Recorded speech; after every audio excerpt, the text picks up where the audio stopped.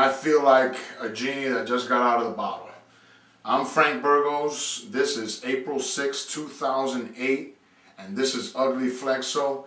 And I messed up my computer 2 months ago playing around with it. So guess what?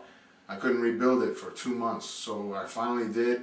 But if you were old enough to remember the $6 Million Man, or if you watch reruns, you'll know what I tell you when I say I build that bad boy faster and stronger. So hopefully this won't happen again. So in the meantime, what I want to talk to you about is something very important, and this is not a lesson on Flexo. This is Flexo related, but I want to talk to the owners of flexographic printing companies. I want to talk to converters.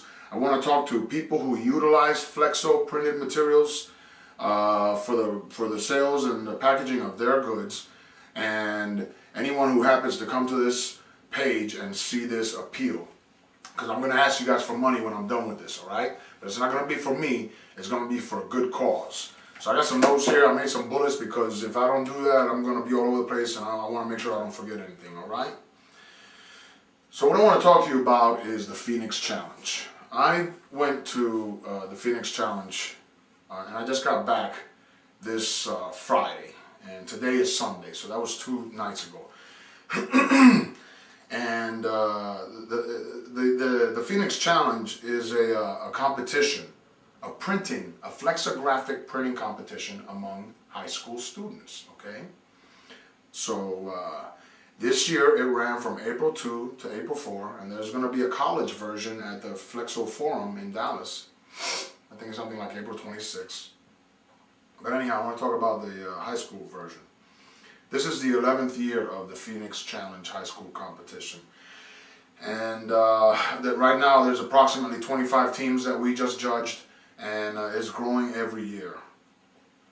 What you've got there is about 25 teams of 2 persons, 2 young ladies and gentlemen, or a young lady and or young gentleman, and in teams with good attitudes, going there to compete.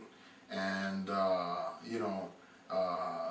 in fact, this year, for those of you in the Flexo industry, several of the students achieved level 1 certification. Okay, a person from the FTA was there, Shelly Rubin, and she certified a few people there. So this is serious business for us in the Flexo industry. Now, and it's a place where all the kids are winners. Okay, they come here, they go on 5 criteria: general concept or general knowledge, math, pre-press, Flexo plate making, and press operation and setup. Okay, and breakdown. And there are groups of judges that evaluate them, and they rotate all over the place over the period of 2 or 3 days. And we evaluate them, and there's all these volunteers and stuff doing this for these kids, all right? Now, this event in its 11th year is put on by the Phoenix Challenge Foundation.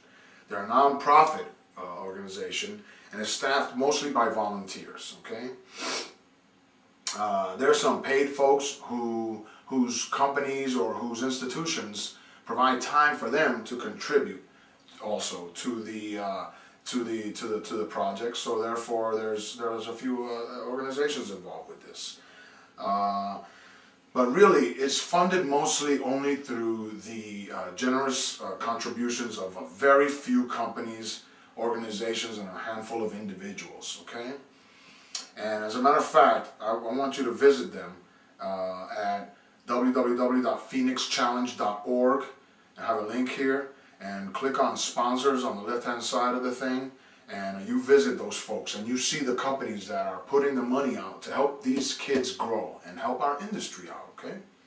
So now, I want you to contribute. Now for me, this is to the organization. You're not going to come to my company. You're not going to have anything to do with us. This Phoenix Challenge provides opportunities for young people that are stepping up to the plate. Okay, these kids in this time of trouble, these kids are saying, "Hey, I'm going to do something other than hang out on the corner or cause trouble. I'm going to go to this high school competition, right? So we have got to help these kids out. All right, we're going to help to keep them out of trouble, and we can also help ourselves, the Flexo industry. At Flexo Exchange, we happen to have a forum, flexo-jobs.com, and over the past 10 years, we've facilitated employment and resumes and all this stuff. And we've had many phone calls, many emails, and I can tell you with absolute confidence that there's a lack of qualified operators and folks in design and pre-press and all that stuff with flexo knowledge. I know this, I've seen it. There's a lack of it. People are hungry for it, okay? So we can help ourselves. You know, we need plate makers and all this stuff with specific flexo knowledge. And these kids, like I said, they come out, some of them with level 1 certification. And they're success stories, like you know, guys who wrote in the FTA and Justin Green and folks like that. Okay? And another thing, you know, there was a keynote speaker there, gentleman. I won't try to pronounce his name, but he's with Bryce Corporation. And something that stuck with me is that he said that their corporation, for every one operator that they hire or one even unskilled person that they hire, they have to go through 45 people because of either skills or aptitude, right? The ability to perform the nature of tasks that they're going to require there, and or drug tests. So you know, we have a problem here with people aren't learning and you know, and people aren't you know, just they're not qualifying for jobs. Okay, so we have a lack of folks with skills that are qualified for the flexo market. Okay, and another thing that, for whatever reason, opportunities that were there even when I was growing up, and other folks, and that we used to take for granted, just aren't there anymore. Things are changing, you know, and people are losing their jobs, and all kinds of crazy stuff is going on. So many familiar jobs are no longer available. But let me tell you something about flexo, and if you don't believe me, I'll tell you who puts it best than anybody in the world. Go to do this. Printing's Alive. Alright, you go to YouTube and you put a search thing in there for video, and you go to Printing's Alive and you watch what that guy has to say about printing. Printing is alive in this country, and for those of you folks who are out there looking for opportunities, let me tell you something, that printing is not going anywhere in this country. So that's all I got to say about that.